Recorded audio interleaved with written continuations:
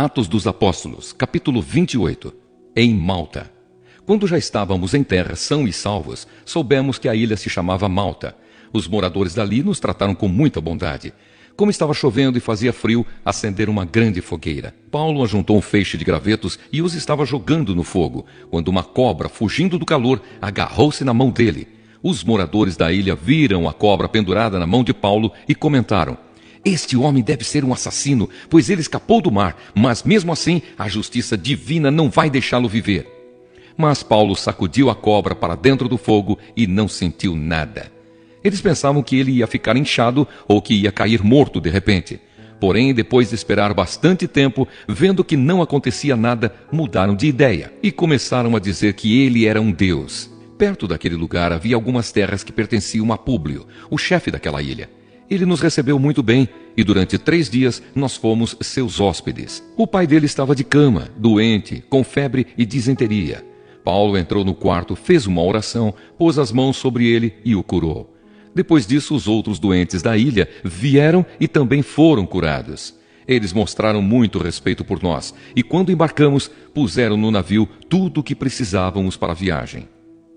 De Malta para Roma. Depois de ficarmos 3 meses na ilha, embarcamos no navio da cidade de Alexandria, que tinha na proa a figura dos deuses gêmeos Castor e Polos. O navio tinha passado o inverno na ilha.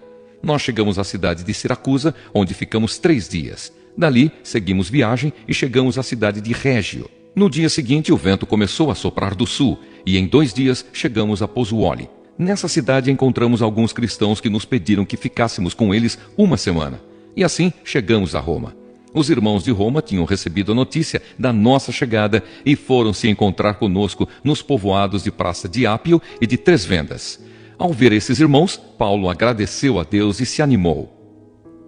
Em Roma. Quando entramos em Roma, Paulo recebeu permissão para morar por sua conta, guardado por um soldado. 3 dias depois, Paulo convidou os líderes dos judeus de Roma para se encontrarem com ele. Quando estavam reunidos, ele disse: "Meus irmãos, eu não fiz nada contra o nosso povo, nem contra os costumes que recebemos dos nossos antepassados. Mesmo assim, eu fui preso em Jerusalém e entregue aos romanos. Eles me interrogaram e queriam me soltar, pois não acharam nenhum motivo para me condenar à morte. Mas os judeus não queriam que me soltassem.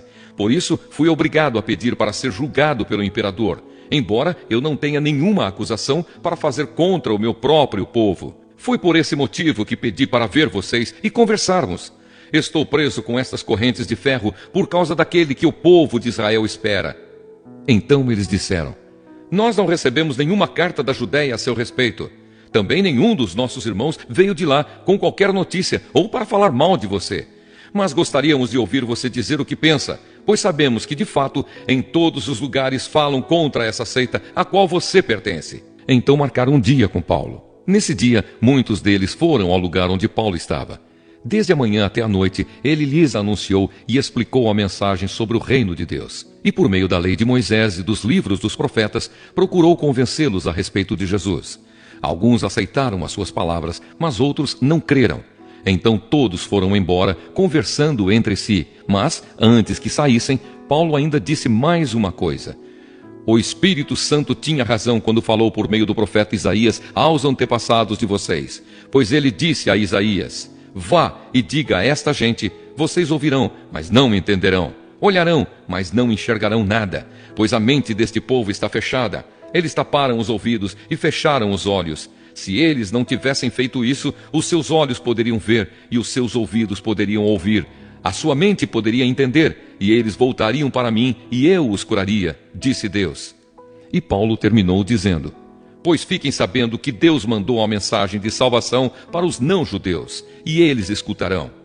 Depois que Paulo disse isso, os judeus foram embora discutindo com violência. Durante 2 anos, Paulo morou ali numa casa alugada e recebia todos os que iam vê-lo. Ele anunciava o reino de Deus e ensinava a respeito do Senhor Jesus Cristo, falando com toda a coragem e liberdade.